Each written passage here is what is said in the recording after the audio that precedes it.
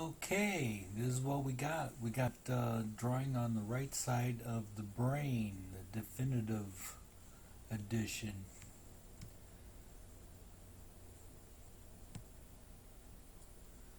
And here we have the contents, acknowledgments, chapter 1, drawing of the art, bicycle riding, first steps in drawing your brain on the right and left of it, crossing over from left and right, drawing on your childhood, artistry, perceiving edges, spaces, relationships, drawing a profile portrait, perceiving light and shadow, drawing on the artist in you, and then the rest of the bibliographies and glossary and what have you.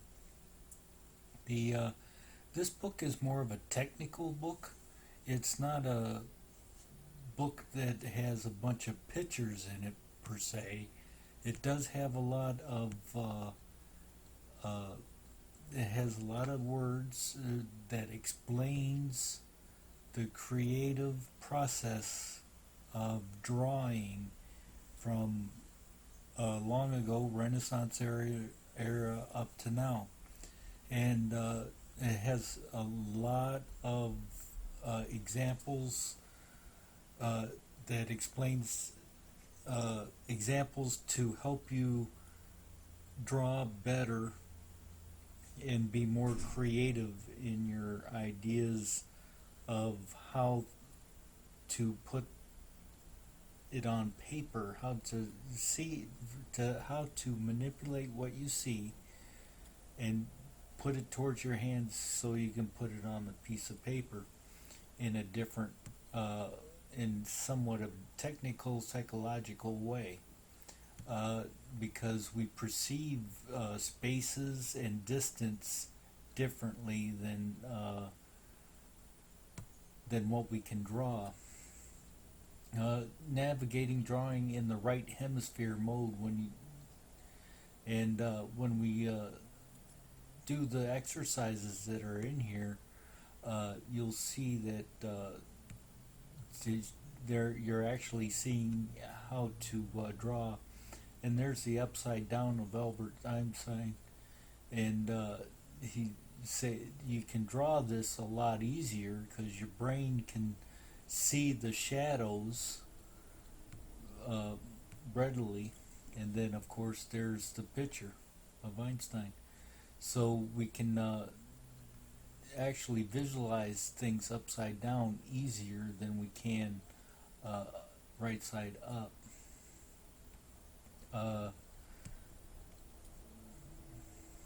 Go to chapter 7.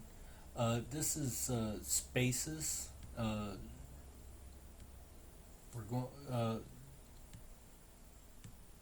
relationships of spatial and negative space and positive forms,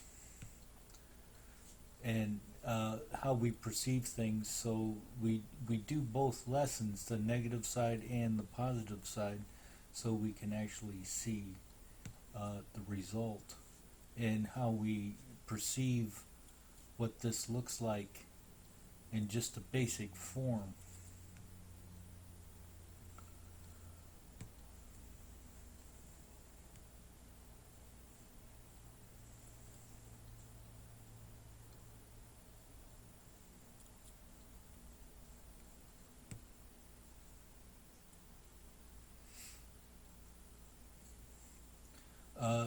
Perceiving relationships. There's a lot of fine art pictures that they use in this book. So how our perception is of how to draw something, the perspective paradox is what they're talking about, and how we perceive.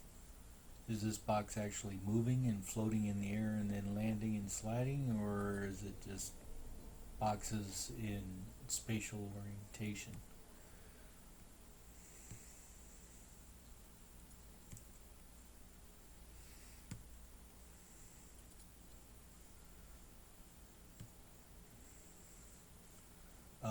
The single vanishing point of 1 point perspective makes for a relative simple composition with all lines converging.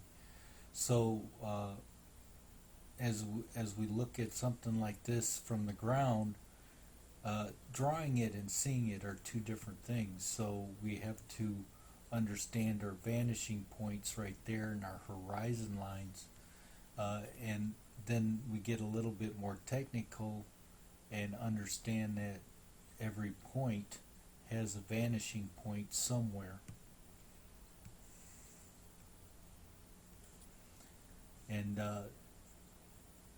as we hold our pencil level right here, we can see that this door is not actually straight. Even though we perceive it to be straight, it isn't. It's on an angle. So we have to have that vanishing point right there and draw that line according to our perception. And the only way we can do that is on the right hand side of our brain.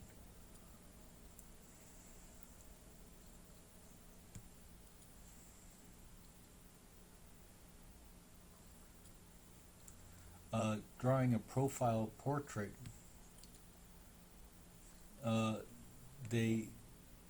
as we can see, that this looks fairly detailed and has all the right shading and combination, but when we get up close we find out that it's actually very blurry, and it's just the way it's shaded that gives the perception of detailed work.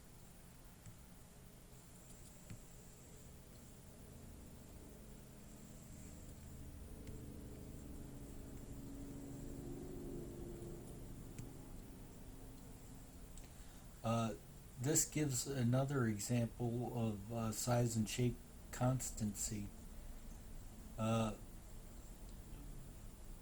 This which person basically this is a optical illusion. Which person is actually smaller or farther away? You by the picture it showed this one, but it's not. So, but if you read the book, you'll get the gist of it. You actually take the picture and then move it on down, you'll find out that's the tallest in the. This person is actually taller than that one. It's just that this one is bigger.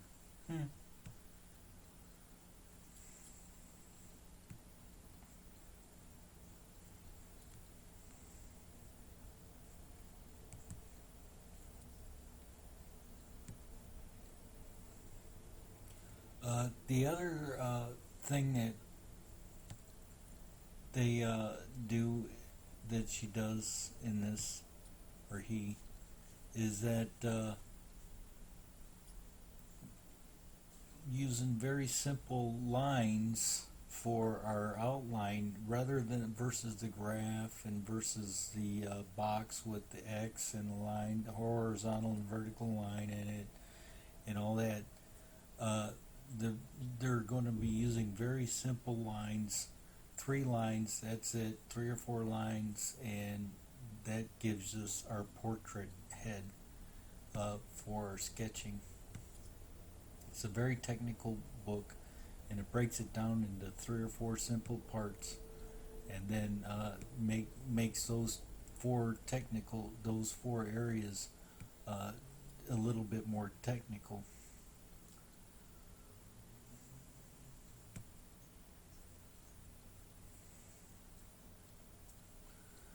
Perceiving light, shadows, and the Gestalt.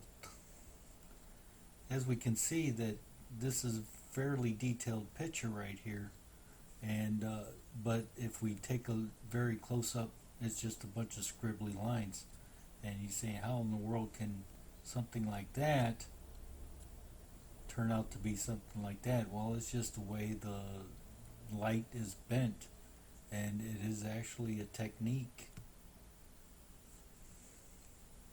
The perception of edges, spaces, and relationships, you already put them together with the 4th skill, the perception of lights and shadows. So it's your perception of light and shadow that is actually developing the image.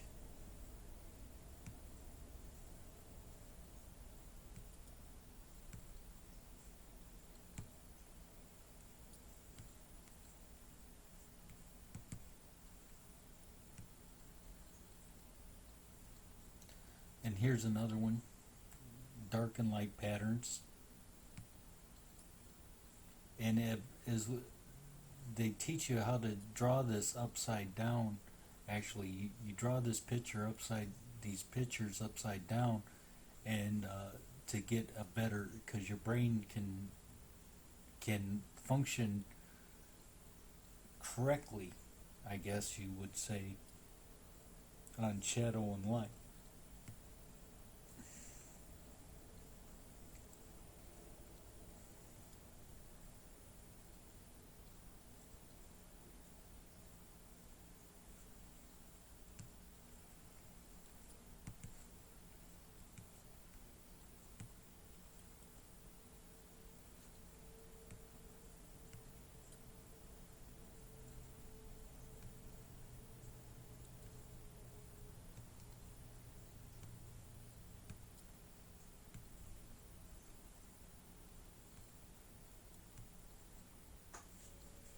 And finally, we break it down and we only have 2 or 3 lines that actually uh,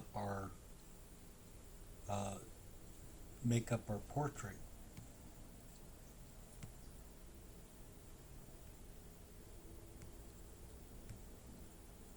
And then it's mostly a technical book where you have to read a lot and and do the examples. And as you do the examples, you'll understand the philosophy behind this book. But a lot went into it, and it's an awesome book. And it helps you with your shading. Helps you with your shading. And your textures and what have you.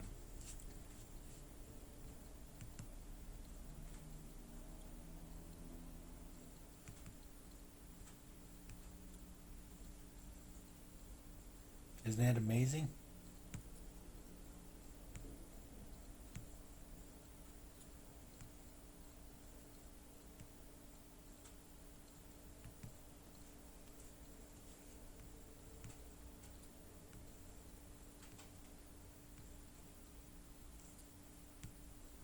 I give this book like if I had 3 thumbs, I'd give it 3 thumbs up. So it's a little bit more of a radical book, and it takes a little bit longer to get through. It's just not a few words and the example and then do type of book.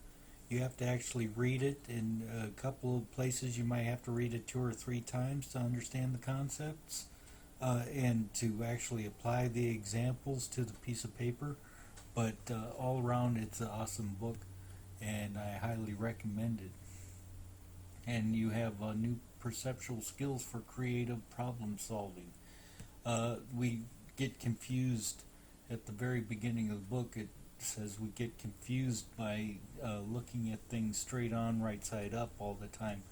And when we try to paint it or draw it, it gets our brain gets confused, and it takes the wrong direction in our application of drawing whatever media that we're using, and that perception gets distorted because of the confusion that's in our right and left hand side of the brain.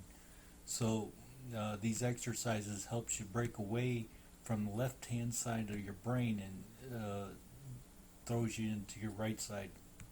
R mode that she calls it. The aha moment. So this is a awesome book, and I highly recommend it if you're interested.